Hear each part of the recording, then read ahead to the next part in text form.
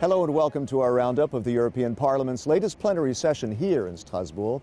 This week, Greece presented plans for its rotating EU presidency. There were resolutions on migration and on Malta's controversial citizenship program, and there was debate on whether to scrap an EU-US data protection agreement. We begin with Greece, which this month assumed the helm of the rotating EU presidency. For the first half of this year, Greece leads the European Union at a time of fragile and gradual economic recovery. How to generate more jobs, especially among youth, is the top priority. A so-called Compact for Growth and Jobs is aimed at pushing through reforms and boosting investment programs, including through the European Investment Bank, to strike a better balance between boosting the economy and getting budgets under control. Prime Minister Antonis Samaras, a member of the EPP family, told the Parliament, We have to find balance between stability and sustainable growth. Long-term growth does not exclude budgetary discipline. The first is prerequisite of the second, and long-term competitiveness does not exclude social justice. The former cannot exist without the latter. Remember the example of my country. Greece suffered and still suffers. But we're now standing on our feet. We are proud. We are holding our ground. We are returning to normality. And by doing so, we prove to everyone that Europe works, that Europe can make it. By defending our destiny as a nation, we also defended the future of Europe in every step of the way. EPP Group President Joseph Daul says Greece's leading priorities for its presidency can speed the recovery. Monsieur le Premier ministre, j'admire votre détermination. Mr. Prime Minister, I admire your determination. You hold the line while keeping up hopes. The figures show you're on the right track. Your country is in a primary budgetary equilibrium. Bravo.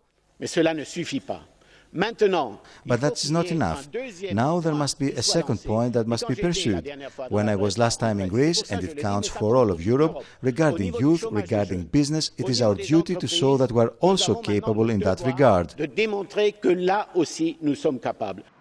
Also on Greece's to-do list, further integration of the EU Eurozone. As a first step, the Greek presidency will strive for concrete progress on banking union, including the single resolution mechanism.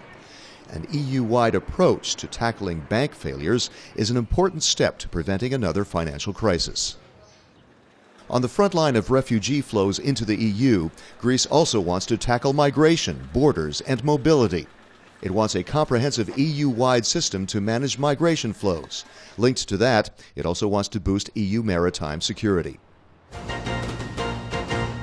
More on migration. The end of restrictions this year on Romanians and Bulgarians has stirred fears in some EU countries of a wave of migration from east to west.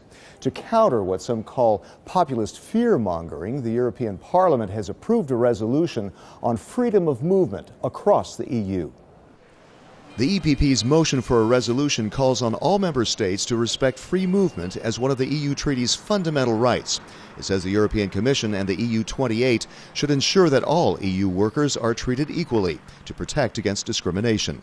It reminds member states of their responsibility to tackle misuse of their social welfare systems, whether by their or other EU citizens. Some EU member states have taken or are considering taking action to restrict benefits for migrants. Marian-Jean Marinescu is an EPP Group Vice President from Romania. The social benefit is depending on the national law. So, in my opinion, there are very populistic approaches, not based on the real figures, real situation. The parliamentary action came as the European Commission published guidelines on migration aimed at diffusing the debate. EU Employment Commissioner Laszlo Andor says debate in some member states is emotional and misguided. Mr. Marinescu agrees. All the politicians should present the real situation and not to change the real statistics, to present the real situation regarding the economy, regarding the contribution of EU citizens in other countries. Supporting that, a new study by a Swedish economist finds that Bulgarian and Romanian migrants bring 30% more to the Swedish state in tax revenue than they cost. Next, the controversy over Malta granting citizenship to wealthy individuals. The socialist government there wants to raise €1 billion by giving EU passports to those who invest and pay more than €1 million each. That sparked outrage here in the European Parliament. It's Malta's controversial way to raise money. The so-called Individual Investor Program requires an applicant to pay €650,000 to the National Development and Social Fund and buy €350,000 in property, €150,000 in government stocks. Family members an additional €25,000 each. The National Fund is for research, education, job creation, and other programs. Never mind what the money goes for, say MEPs, it still comes down to citizenship for sale, and they've passed a resolution against it. Roberta Mensola is an EPP Group MEP from Malta. Well, the resolution is very strong. It sends an extremely strong message to the Maltese government that there is something wrong with the scheme it has proposed.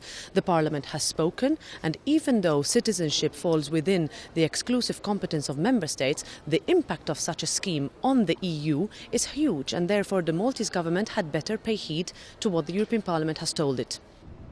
The resolution says Malta's program undermines the very concept of European citizenship. It calls on the European Commission to clearly state whether the scheme respects EU treaties or not. It also says the rights from EU citizenship are based on human dignity and should not be bought or sold at any price. It calls on Malta to bring its citizenship scheme in line with the spirit of the EU's values. Finally, data protection. The PRISM spying scandal that embroiled U.S. intelligence agencies has sparked calls to scrap the so-called safe harbor agreement that allows the exchange of data between Europe and the United States. The EPP Group is cautioning against scrapping all such agreements, saying that Europe's security is at stake. Uncovering the U.S. mass surveillance PRISM program caused widespread anger in the European Union and debate over all cross-Atlantic data exchange.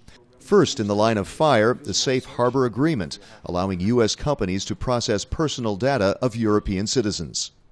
We are discussing currently in the European Parliament about new European data protection standards, really strong standards to protect our citizens.